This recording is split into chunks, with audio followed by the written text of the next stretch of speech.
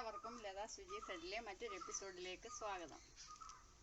ഇനി ഞാൻ വന്നിരിക്കുന്നത് കുക്കിംഗ് വീഡിയോയുമായിട്ടല്ല, ഒരു ചെറിയ ടിപ്സുമായിട്ടാണ്. അതായത് നമ്മുടെ എല്ലാവരുടെയും വീടുകളിൽ നിലവിളക്കുണ്ട്. ഓട്ടുപാത്രങ്ങൾ, ചെമ്പ് പാത്രങ്ങൾ, പിച്ചള അങ്ങനെയൊക്കെയുള്ള പാത്രങ്ങളുണ്ട്. അപ്പോൾ ഇതെല്ലാം നന്നായിട്ടൊന്ന് വെളുപ്പിച്ചെടുക്കുന്നതിന് വേണ്ടി, അതായത് നമ്മുടെ നിലവിളക്കും ഒക്കെ നല്ല സ്വന്തം പോലെ തിളങ്ങുന്നതിന് വേണ്ടിയിട്ട് ചെറിയൊരു ടിപ്സുമായിട്ടാണ് ഞാനിന്ന് വന്നിരിക്കുന്നത്. അപ്പോൾ നമുക്ക് വീഡിയോയിലോട്ട് പോകാം.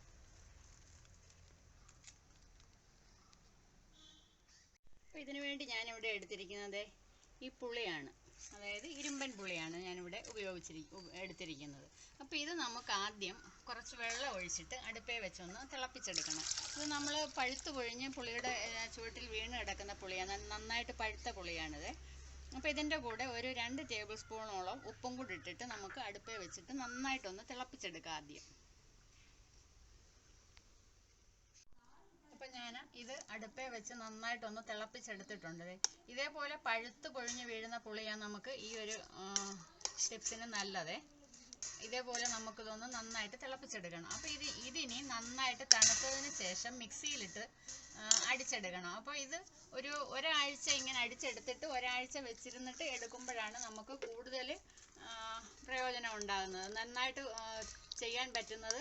ഇതൊന്ന് കുറച്ച് ദിവസം വെച്ചിരുന്നിട്ട് എടുക്കുമ്പോഴാണ്. അതുകൊണ്ട് ഞാനിത് നേരത്തെ കുറച്ച് ചെയ്ത് വെച്ചിട്ടുണ്ട്. ഇതേപോലെ മിക്സിയിലിട്ട് അടിച്ചിട്ട് നമുക്ക് കുപ്പിക്കകത്ത് ഒഴിച്ച് വെച്ചിരുന്ന കുറച്ച് ദിവസം നമുക്ക് കേടാകാതെ ഉപയോഗിക്കാൻ പറ്റും. ഇനി നമുക്ക് ഇതിൻ്റെ സീസണൊക്കെ ആകുമ്പോഴും കുറച്ചെടുത്തിട്ട് നമ്മുടെ ഫ്രിഡ്ജിനകത്തിലായാലും കുറച്ച് സൂക്ഷിച്ച് വെച്ചിരിക്കാൻ പറ്റും. അപ്പോൾ അതേപോലെ ഞാൻ എടുത്തിട്ടുള്ളതാണിത്. അപ്പോൾ ഇത് ഉപയോഗിച്ച് നമുക്ക് ഒന്ന് അപ്ലൈ ചെയ്ത് നോക്കാം നമ്മുടെ വിളക്കയിലോട്ട്.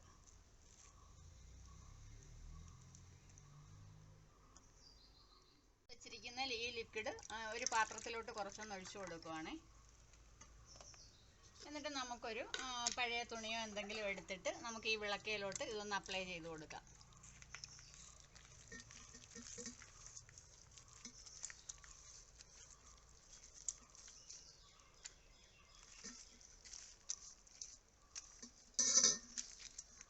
നമുക്കറിയാം, ഇതങ്ങോട്ട് തൊട്ടപ്പോൾ തന്നെ അതിൻ്റെ ആ ഒരു കളറ് മാറി വരുന്നത് നിങ്ങൾക്ക് കാണാൻ പറ്റുന്നുണ്ടായിരിക്കും. ഇങ്ങനെ അപ്ലൈ ചെയ്തിട്ട് ഒരു 5 മിനിറ്റ് സമയം ഒന്ന് മാറ്റി വെക്കണേ.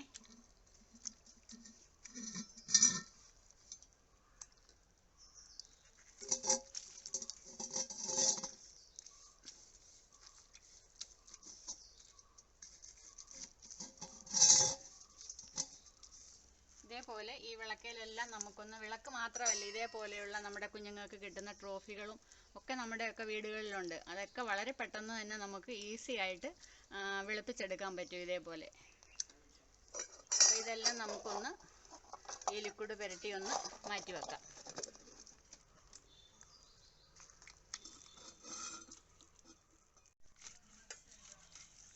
അപ്പോൾ ഈ എടുത്ത് വെച്ചിരുന്ന പാത്രങ്ങളിലെല്ലാം ഞാനിതൊന്ന് അപ്ലൈ ചെയ്ത് വെച്ചിട്ടുണ്ട്.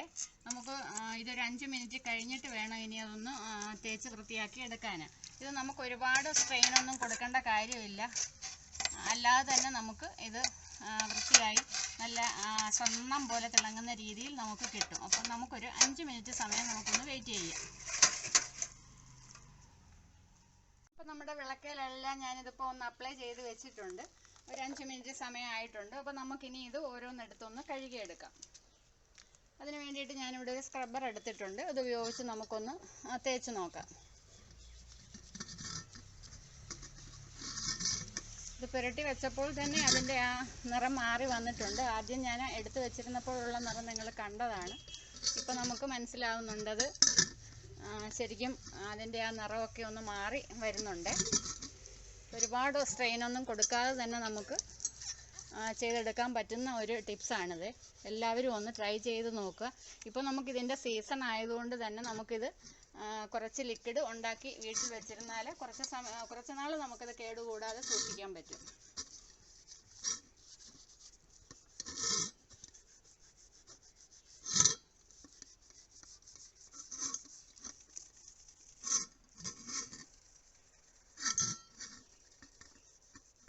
എടുത്തിട്ടുണ്ട്. നമുക്ക് കുറച്ച് വെള്ളം ഒഴിച്ചൊന്ന് കഴുകി നോക്കാം. ഇതേപോലെ നമുക്ക് ബാക്കിയുള്ള വിളക്കും കൂടെ ഒന്ന് തേച്ചെടുക്കാം.